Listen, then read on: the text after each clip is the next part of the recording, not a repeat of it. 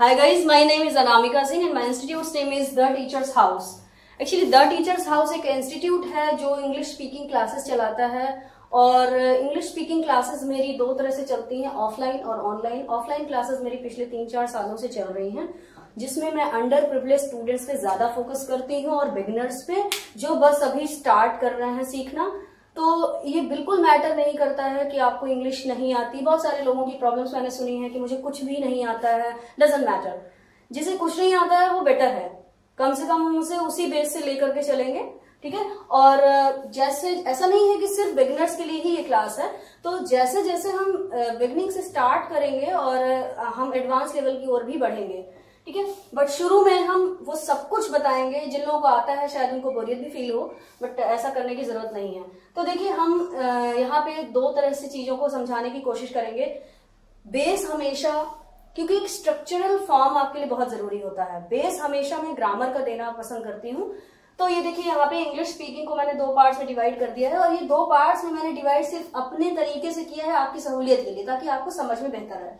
देखिएगा, मैंने इंग्लिश को या इंग्लिश के कंसेप्ट को 2 तरह से डिवाइड कर दिया है, एक ग्रामर और एक एडवांस ग्रामर, ठीक है। तो जो ग्रामर है उसके अंदर में मैंने सिर्फ टेंस रखे हैं। टेंस आप लोगों को पता होंगे, अगर नहीं पता है तो मैं बहुत डीप में यहाँ बताऊंगी। और अपार्ट फ्रॉम ग्रामर यानी अपार्ट फ्रॉम टेंस जो कुछ भी होगा वो सब कुछ एडवांस ग्रामर में आएगा। यानी कि टेंस जितने भी होते हैं 3 और 12, उन टेंसेस के सिवा जो कुछ भी आएगा वो सब एडवांस ग्रामर में आएगा। आपको सीधा सा छोटा सा कंसेप्ट समझना है। आपको 2 चीजें यहाँ पढ़नी होंगी, एक टेंस और उस टेंस के बाहर जो कुछ भी पढ़ाया जाएगा वो सब कुछ आएगा एडवांस ग्रामर में, यानी ग्रामर एंड एडवांस ग्रामर। अब आते हैं हम लोग पहले ग्रामर पे। तो ग्रामर जो है उसको मैंने बताया कि मैंने टेंस को हमेशा ग्रामर के अंडर में कंसीडर किया है। तो टेंस 3 तरह के होते हैं। अगर पता है बहुत अच्छी बात है, अगर नहीं पता है और भी अच्छी बात है, ठीक है। देखिएगा, टेंस 3 तरह के होते हैं। प्रेजेंट टेंस, जो वर्तमान हमारा समय चल रहा है वो प्रेजेंट है। पास्ट, बीता हुआ समय, भूतकाल, और फ्यूचर, आने वाला टाइम। ये जो 3 ड्यूरेशंस हैं, ठीक है, इन्हीं को हम लोग टेंस कहते हैं, प्रेजेंट, पास्ट एंड फ्यूचर। तो हर टेंस 4 और सब पार्ट्स में डिवाइडेड है। यानी कि ये जो 3 टेंसेस हैं, इन तीनों को भी हमने 4-4 सब पार्ट्स में डिवाइड करा है। जैसे प्रेजेंट टेंस है तो present indefinite tense, present continuous tense, present perfect tense, present perfect continuous tense. यानी कि एक टेंस के कितने सब पार्ट्स हैं? 4। इन द सेम वे ये पास्ट टेंस है ना, इस पास्ट टेंस के भी 4 सेम पार्ट हैं। यानी कि past indefinite, past continuous, past perfect, past perfect continuous and the same future tense. Future tense के भी यही 4 सब पार्ट्स हैं। तो future indefinite, future continuous, future perfect, future perfect continuous, ठीक है। यानी कि ये 3 टेंस मेजर जो टेंस होते हैं वो 3 ही होते हैं, प्रेजेंट, पास्ट एंड फ्यूचर। और इनके भी जो सब पार्ट्स हैं वो हो गए 4। यानी कि 3 मेन टेंस और 4 उनके सब पार्ट्स। तो 4 × 3 = 12। तो ये 12 टेंस होते हैं, ठीक है। यही 12 टेंस हम लोग पढ़ेंगे यहाँ पे, लेकिन इनको बड़े डिफरेंट स्टाइल में पढ़ेंगे। स्टाइल डिफरेंट का मतलब कुछ फैशनेबल नहीं है, बट इसको मैंने बहुत इजी बनाने की कोशिश की है ताकि आप बेहतर समझ पाए। तो देखिए, ये जो 12 टेंस हैं, इन 12 टेंस को मैंने 12 बॉक्सेस में कन्वर्ट कर दिया, ठीक है। ये सिर्फ आपकी इजीनेस के लिए है, किसी बुक में आपको नहीं मिलेगा, ठीक। अब ये 12 बॉक्सेस जो हैं, आपको ये नाम, present, past, future, indefinite, continuous, perfect, perfect continuous के झंझट में नहीं फंसना है। आपको बस इतना याद रखना है कि मुझे 12 बॉक्स पढ़ने हैं, ठीक है। क्योंकि हम यहाँ पे इंग्लिश बोलने की फॉर्मेशन में हैं, हमें कहीं पे भी ये जस्टिफाई नहीं करना है कि मुझे टेंस, और टेंस तो ऑलरेडी आ ही जाए, ऑटोमेटिक आपको आ जाएगा, ठीक है। जब आप 12 बॉक्सेस पढ़ लेंगे आपको ऑटोमेटिक टेंस का नॉलेज हो जाएगा, ठीक है। अब देखिए, अब इसके बाद क्या केवल 12 टेंस पढ़ लेने से ग्रामर आ जाएगी या इंग्लिश आ जाएगी या बोलना या लिखना आ जाएगा? नहीं। तो अपार्ट फ्रॉम दीज टेंसेस बहुत सारी चीजें होती हैं जो हमें पढ़नी होती हैं। वो जो कुछ भी मैं पढ़ाऊंगी वो सब कुछ क्या होगा? एडवांस ग्रामर में आएगा। लेकिन स्टेप बाय स्टेप चलूंगी मैं, लेक्चर को बहुत लंबा नहीं करूंगी, बहुत बोरिंग नहीं करूंगी, ताकि आप लोग स्मूथली उसको समझ सकें। देखिए, सबसे पहले हम जो मेरा तरीका होगा पढ़ाने का, एक बॉक्स पढ़ाऊंगी, फिर एक एडवांस ग्रामर, फिर एक बॉक्स, फिर एक एडवांस ग्रामर। तो इस तरह से हम लोगों का रिदम बना रहेगा। तो देखिए जो पहला बॉक्स है, समझ गए ना, इन सब चीजों के चक्कर में हमें नहीं पढ़ना है, हमें सिर्फ 12 बॉक्स पढ़ने हैं। इन 12 बॉक्स में जो पहला बॉक्स है वो पढ़ाने से पहले मैं कुछ बातें आपको बता दूं। वो बातें क्या हैं? सबसे पहले है व्हाट इज सब्जेक्ट। ठीक है, क्योंकि जब मैं बार बार कोई भी सेंटेंस बॉक्स नंबर 1 के अंडर में जब मैं बार बार उसको हिंदी से इंग्लिश में कन्वर्ट करूंगी तो बार बार एक टर्म बोलूंगी जिसे सब्जेक्ट कहते हैं। अब आप, चूंकि मैंने आपको पहले ही बताया बिगिनर्स की क्लास है, बिल्कुल इनिशियल लेवल से मैं स्टार्ट कर रही हूं, तो शायद ना पता हो, बिल्कुल जेन्युइन सी बात है। तो सब्जेक्ट को हिंदी में हम लोग कर्ता कहते हैं। जो व्यक्ति काम को करता है हम उसे सब्जेक्ट कहते हैं। ठीक है, या फिर जिस व्यक्ति के बारे में बात होती है हम उसे सब्जेक्ट कहते हैं, या फिर जिस वस्तु के बारे में जिस सामान के बारे में बात होती है हम उसे सब्जेक्ट कहते हैं। कुल मिला के जिस चीज पे हमारा फोकस होता है वही सब्जेक्ट होता है। ठीक है, मैं पढ़ाती हूं, कौन पढ़ाता है? यहाँ पे काम को कौन कर रहा है? मैं, तो सब्जेक्ट कौन हुआ? मैं। बच्चे पढ़ते हैं, कौन पढ़ता है? बच्चे, तो सब्जेक्ट कौन हो गया? बच्चे। पापा ऑफिस जाते हैं, कौन ऑफिस जा रहा है? ऑफिस जाने का जो काम है वो कौन कर रहा है? पापा, तो सब्जेक्ट कौन हो गया? पापा। मेरी मम्मी स्वादिष्ट खाना बनाती हैं, मेरी मम्मी स्वादिष्ट खाना बनाती हैं। खाना बनाना एक काम है और उस काम को कौन कर रहा है? मेरी मम्मी, तो सब्जेक्ट कौन हो गया? माई मदर या मेरी मम्मी। यानी बात समझ में आ गई कि सब्जेक्ट क्या है? जो व्यक्ति काम को करता है वही सब्जेक्ट होता है। ठीक है, मेरा मोबाइल लाल रंग का है, यहां पे किस चीज के बारे में बात हो रही है? मेरे मोबाइल के बारे में। लाल रंग नहीं, लाल रंग का तो वो मोबाइल है, बट हम बात लाल रंग के बारे में नहीं कर रहे हैं। हम बात का जो फोकस है वो हमारे मोबाइल पे है, बात हम अपने मोबाइल के बारे में बात कर रहे हैं। तो मेरा मोबाइल लाल रंग का है, तो सब्जेक्ट क्या हो गया? मेरा मोबाइल। मैं इंग्लिश पढ़ाती हूं, सब्जेक्ट कौन? मैं। तुम इंग्लिश बोलोगे, ठीक है, तो कौन बोलेगा? तुम, तो सब्जेक्ट कौन हो गया? तुम। ठीक है, अच्छा ये तो हो गया सब्जेक्ट। अब इसके बाद आती है वर्ब। वर्ब क्या होता है? वर्ब को हम क्रिया कहते हैं, काम कहते हैं, एक्शन कहते हैं, जो भी आप अपनी लैंग्वेज में कर सकें। और वर्ब हमेशा 4 तरह की होती हैं। वर्ब की कुछ फॉर्म्स में होती हैं, वर्ब की फर्स्ट फॉर्म, वर्ब की सेकंड फॉर्म, वर्ब की थर्ड फॉर्म, वर्ब की आईएनजी फॉर्म, इसको कुछ लोग फोर्थ फॉर्म भी कहते हैं। ठीक है, अभी मैंने सब्जेक्ट बताया कि जो व्यक्ति काम को करता है उसे सब्जेक्ट कहते हैं, वही व्यक्ति जिस काम को कर रहा होता है वो वर्ब होती है। ठीक है, जैसे मैंने कहा मैं इंग्लिश पढ़ाती हूं, तो सब्जेक्ट यानी कि पढ़ाता कौन है? मैं, तो मैं तो सब्जेक्ट हो गया। मैं कौन सा काम कर रही हूं? पढ़ाने का, तो पढ़ाना क्या हो गया? वर्ब, यानी टीचिंग क्या हो गया? वर्ब। बच्चे खेलते हैं, सब्जेक्ट कौन है?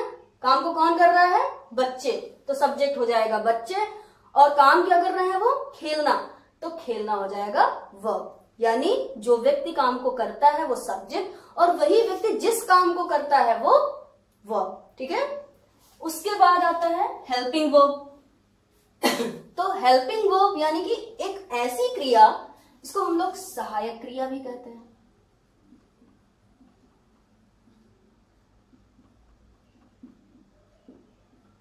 एक ऐसी क्रिया जो हमारी मेजर क्रिया की हेल्प करती है, एक ऐसी वर्ब जो हमारी मेजर वर्ब की हेल्प करती है, उसे कहते हैं सहायक क्रिया या हेल्पिंग वर्ब। ठीक है, हेल्पिंग वर्ब के ऑब्लिक में मैंने मॉडल लिखा है, इसमें से कुछ हेल्पिंग वर्ब्स होती हैं, कुछ मॉडल वर्ब्स होती हैं। वो कौन सी होती हैं? जैसे जैसे हम स्टेप्स फॉरवर्ड करेंगे वैसे वैसे हम आपको बताते चलेंगे। फिलहाल कुछ मैंने आपके सामने लिख दी हैं, इनको याद करने की, रटने की कोई भी जरूरत नहीं है। स्टेप बाय स्टेप आपको अपने आप सब कुछ समझ में आने लगेगा। पहली बात आपने क्या समझी? सब्जेक्ट क्या होता है? अ पर्सन हु एक्ट्स, जो व्यक्ति काम को करता है वही सब्जेक्ट होता है। वही व्यक्ति जिस काम को करता है वो क्या होती है? वर्ब होती है। उस वर्ब की यानी उस मेजर वर्ब की हेल्प करने वाली एक अनदर वर्ब, उसको हम लोग क्या कहते हैं? हेल्पिंग वर्ब कहते हैं। ये 3 बातें अगर हम समझ गए हैं तो आगे बढ़ते हैं और बॉक्स नंबर 1 पे मूव करते हैं। देखिए बॉक्स नंबर 1 कि जो पहचान होती है, आइडेंटिफिकेशन मैंने यहाँ लिखा है, आइडेंटिफिकेशन को हिंदी में पहचान कहते हैं, ठीक है। तो पहचान क्या होती है? ता है, ती है, ते है। अभी आप पूछेंगे ता है, ती है, ते है कहाँ पे आएगा? किसी सेंटेंस के एंड में। जब हम हिंदी बोलते हैं तो उसके अंत में बहुत सारी बातें ऐसी होती हैं जिनका एंड ता, ती, ते से होता है। जैसे मैं इंग्लिश पढ़ाती हूँ, क्या आया? ती हूँ। बच्चे इंग्लिश पढ़ते हैं, ते हैं। मेरा भाई खेलता है, ता है। पापा अखबार पढ़ते हैं, ते हैं। मम्मी खाना बनाती हैं, ती हैं। टीचर्स कॉपी चेक करते हैं, ते हैं। ऐसी रूटीन में ऐसी बहुत सारी बातें बोलते हैं, मैंने बोला ना, बोलते हैं। तो किसी भी चीज के एंड में अगर ता है, ती है, ते है आ रहा है, at the end of any sentence if you find ता है, ती है, ते है, it simply means that is box number 1। अगर हम बॉक्स नंबर 1 की आइडेंटिफिकेशन करना चाहते हैं तो उसके अंत में ता है, ती है, ते है मिलना मस्ट है, ठीक है। अच्छा, ये जो जितने भी बॉक्स होंगे या जितनी भी एडवांस ग्रामर में पढ़ाऊंगी, सब में कोई ना कोई हेल्पिंग वर्ब भी लगेगी। हेल्पिंग वर्ब मैंने यहाँ पे बहुत सारी लिख दी, इन्हीं में से छांट के हम कहीं ना कहीं कुछ ना कुछ पुट करते रहेंगे। फिलहाल हमें बॉक्स नंबर 1 में डू या डज ही लगाना है, बाकी इन सबसे कोई मतलब नहीं। एक ये लगेगी और एक ये लगेगी और कोई नहीं लगेगी, ठीक है। तो हेल्पिंग वर्ब हमारी पता है, फिक्स है कि अगर बॉक्स नंबर 1 है तो डू और डज ही लगेगा। यानी कि सेंटेंस के एंड में अगर ता है, ती है, ते है आ गया है तो वहां पे हेल्पिंग वर्ब डू और डज ही लगेगी। और ये जो वर्ब है, वर्ब हमेशा वर्ब की फर्स्ट फॉर्म लगेगी, हमेशा। अगर वो बॉक्स नंबर 1 है, ता है, ती है, ते है वाला सब्जेक्ट है, सेंटेंस है, तो वहां पे जो वर्ब होगी वो हमेशा और हमेशा वर्ब की फर्स्ट फॉर्म ही लगेगी।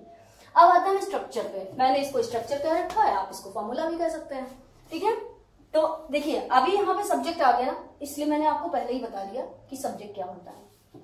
ये फॉर्मूला है सब्जेक्ट प्लस हेल्पिंग वर्ब, इसको शॉर्ट में लिख दिया है, सब्जेक्ट प्लस हेल्पिंग वर्ब।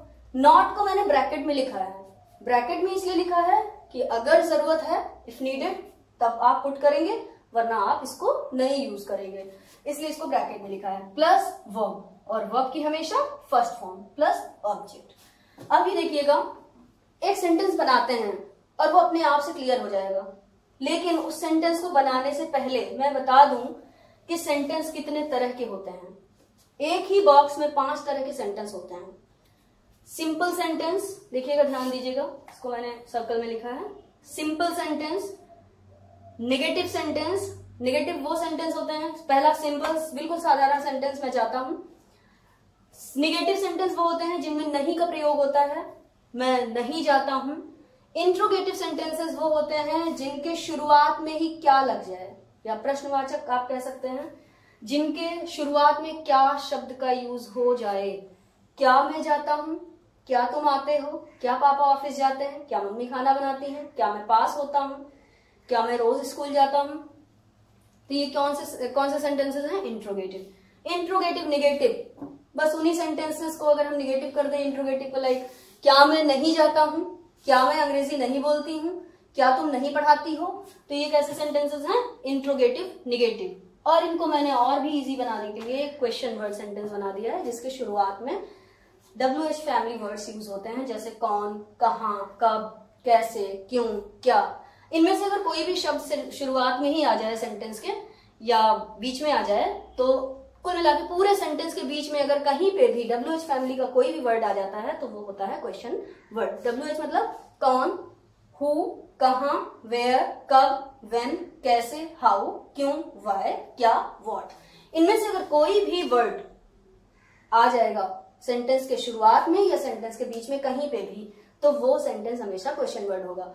आज हम सिर्फ सिंपल सेंटेंसेस की बात करेंगे। इसके बाद जो आप नेगेटिव, इंट्रोगेटिव, नेगेटिव और क्वेश्चन वर्ड सेंटेंसेस हैं वो हम नेक्स्ट वीडियो में देखेंगे, ठीक है। क्योंकि हमारा उस पर वर्क करना भी बहुत जरूरी है, समझ लेना और उसको किसी तरह से स्टोर कर लेना ये सफिशिएंट नहीं होगा। तो हम धीरे धीरे बॉक्स नंबर 1 के सिंपल सेंटेंसेस पे मूव कर रहे हैं, और इस तरह के जो सेंटेंसेस होंगे, अगर इनमें कोई भी प्रॉब्लम है तो आप कमेंट बॉक्स में मुझे बता सकते हैं, और जो भी क्वेरी है वो आप पूछ सकते हैं। तो चलिए शुरू करते हैं बॉक्स नंबर 1 का सिंपल सेंटेंस। बिल्कुल साधारण सा सेंटेंस जैसे होता है, मैं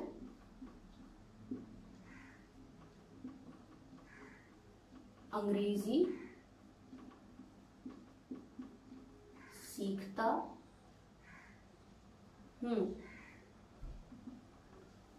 ठीक है, मैं अंग्रेजी सीखता हूं। अच्छा, ध्यान दीजिएगा, इस हिंदी के सेंटेंस से इंग्लिश के फॉर्मूले को कभी मैच नहीं कराएंगे। हमेशा स्टेप बाय स्टेप इस फॉर्मूले के साथ हम हिंदी की चीज को इंग्लिश में कन्वर्ट करेंगे। जैसे सब्जेक्ट, अब ध्यान दीजिएगा, इस पूरे सेंटेंस में सब्जेक्ट क्या है मैंने बता दिया है। जो व्यक्ति काम को करता है वही सब्जेक्ट होता है। तो ये बताइए, मैं अंग्रेजी सीखता हूं, उसमें कौन अंग्रेजी सीखता है? मैं। ठीक है, तो मैं को इंग्लिश में क्या कहते हैं? आई। फिर क्या लगना चाहिए सब्जेक्ट के बाद? Helping verb. हेल्पिंग वर्ब अगर ये बॉक्स नंबर 1 है, बॉक्स नंबर 1 है या नहीं? बिल्कुल है। क्यों? क्योंकि इसके अंत में क्या है? ता हूं। ठीक है, तो अगर ता है या ता हूं लिखा है तो वो बॉक्स नंबर 1 है। और अगर बॉक्स नंबर 1 है तो सब्जेक्ट के बाद जो हेल्पिंग वर्ब लगेगा वो या तो डू लगेगा या तो डज लगेगा। अब प्रश्न ये उठता है कि डू लगेगा या डज लगेगा, कहां पे डू लगेगा और कहां पे डज लगेगा। इसके लिए मैंने यहाँ पे देखिए कुछ सब्जेक्ट्स लिखे हैं। आई मतलब मैं, वी मतलब हम, यू मतलब तुम या आप, दे मतलब वे, और प्लूरल मीन्स बहुवचन। कोई भी 2 या 2 से अधिक चीजें जब हो जाती हैं तो उनको हम लोग प्लूरल या बहुवचन कहते हैं। इन 5 चीजों के साथ देखिएगा, 1 2 3 4 5, इन 5 चीजों के साथ हमेशा जो हेल्पिंग वर्ब लगेगी वो डू लगेगी। ठीक है, इसके सिवा सब्जेक्ट कोई भी हो, दुनिया का कोई भी सब्जेक्ट हो, उसके सिवा डज ही लगेगा। या आप इस तरह से कह सकते हैं कि इन 5 सब्जेक्ट्स के साथ डू, बाकी सब के साथ डज लगेगा। तो यहां पे क्या लगना चाहिए आई के साथ? डू या डज? डू इसलिए क्योंकि इन 5 चीजों में आई शामिल है। ठीक है, तो हम क्या करेंगे? डू लगा देंगे। ठीक, तो आई सब्जेक्ट हो गया। देखिए एक एक चीज मैच करते चलेंगे बहुत आसानी से। और अगर आपको लगता है स्पीड फास्ट है, आपकी समझ नहीं आ रहा है, तो प्लीज मुझे फीडबैक जरूर दीजिएगा। सब्जेक्ट आई, हेल्पिंग वर्ब क्या हो गया? डू क्यों लगा? क्योंकि सब्जेक्ट आई है और आई इन 5 चीजों में सिचुएटेड है। तो आई डू। नॉट लगना है? नहीं लगना है। नॉट इसलिए नहीं लगना है क्योंकि अभी तो मैं सिर्फ सिंपल सेंटेंसेस की बात कर रही हूं और यहाँ पे कहीं भी नहीं का यूज नहीं हुआ है। तो चूंकि ब्रैकेट में है, चाहो तो यूज करो, चाहो तो ना यूज करो, हटा दिया। वर्ब मतलब काम। काम क्या है यहाँ पे? क्रिया क्या है? सीखना। सीखने को क्या कहते हैं? लर्न। ठीक है, तो आई डू लर्न। अब बचा क्या? अंग्रेजी। ऑब्जेक्ट में डाल दिया। I do learn English. ठीक है, अभी एक और सेंटेंस लेते हैं।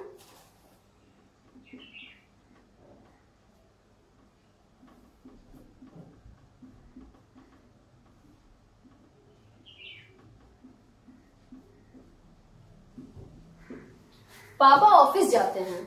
अभी यहां पे बताइएगा, ध्यान रखिएगा, थोड़ा सा स्पीड को स्लो करके ही सेंटेंसेस को बनाना है कि हमें, आप कितना भी फास्ट हो जाए बट ये हमें ध्यान में रखना है। सबसे पहले सब्जेक्ट बताइए। इस पूरे सेंटेंस में सब्जेक्ट क्या है? पापा ऑफिस जाते हैं। मैंने क्या बताया था सब्जेक्ट के लिए? जो व्यक्ति काम को करता है। यहाँ पे कौन सा व्यक्ति है जो ऑफिस जा रहा है? पापा। तो सब्जेक्ट कौन हो गए? पापा। हेल्पिंग वर्ब क्या लगेगा? डू या डज? क्योंकि यहाँ तो सिर्फ डू या डज। तो क्या इन 5 चीजों में कहीं पापा हैं? नहीं, क्योंकि I, we, you, they and plural. अगर पापा इन 5 चीजों में से नहीं है तो इन 5 चीजों के सिवा हर जगह, इन 5 चीजों के साथ डू और इनके सिवा हर जगह डज। क्लियर है? सब्जेक्ट हो गया पापा, हेल्पिंग वर्ब हो गया डज। नॉट का यूज नहीं होना है क्योंकि यहाँ पे कहीं पे भी नहीं लिखा है। फिर वर्ब क्या है? काम क्या है? ऑफिस? नहीं, काम है जाना। तो जाने को क्या कहते हैं? गो। बचा क्या? ऑफिस। ठीक है, पापा डज गो ऑफिस। अब इसको थोड़ा सा एडवांस कर देते हैं क्योंकि जब हम बोलते हैं तो ये थोड़ा ऑकवर्ड लगता है। आई डू लर्न इंग्लिश, अब हम लोग क्या करेंगे, जो सिर्फ सिंपल सेंटेंसेस में इस डू को हम रिमूव कर देंगे। ठीक है, इस डू को जब हम रिमूव करेंगे तो इस पूरे सेंटेंस में कोई फर्क नहीं पड़ेगा। अब आप कहोगे कि आपको जब हटवाना था तो लगवाया क्यों? क्योंकि कंसेप्ट तो हमें क्लियर कर लेते कि हेल्पिंग वर्ब तो लगेगा ही, लगने के बाद हटा देने का लॉजिक, ये डू यहां से हट जाएगा। जब हट जाएगा तो इस सेंटेंस पे कोई फर्क नहीं पड़ेगा। जैसे हम लोग क्या बोलेंगे, आई लर्न इंग्लिश। ठीक है, लेकिन जहां पे डज होगा, जो ऐसे सेंटेंसेस होंगे जहां पे सब्जेक्ट के बाद डज लगा होगा हेल्पिंग वर्ब, वहां से जब डज को रिमूव करेंगे, सिंपल सेंटेंस में डू और डज को हम बोलते समय रिमूव कर देते हैं, तो अब जब हम डज को रिमूव करेंगे तो क्या फर्क पड़ेगा? डू को रिमूव करने पे कोई फर्क नहीं पड़ता सेंटेंस पे, एज इट इज होता है आई लर्न इंग्लिश। लेकिन जब हम डज को रिमूव करेंगे तो यहां पे एस या ईएस ऐड हो जाएगा। लॉजिक एक लेक्चर में मैं जरूर बताऊंगी। फिलहाल जहां पे भी डू होगा सिंपल सेंटेंसेस में, बॉक्स नंबर 1 के सिंपल सेंटेंस में जहां पर भी हेल्पिंग वर्ब डू लगा होगा उसे हम पूरी तरह से हटा देंगे। जहां पे बॉक्स नंबर 1 के सिंपल सेंटेंस में जहां पर हेल्पिंग वर्ब डज लगा होगा उस डज को हटा देंगे, लेकिन डज हटाने के बदले में उसकी वर्ब में एस या ईएस जोड़ देंगे।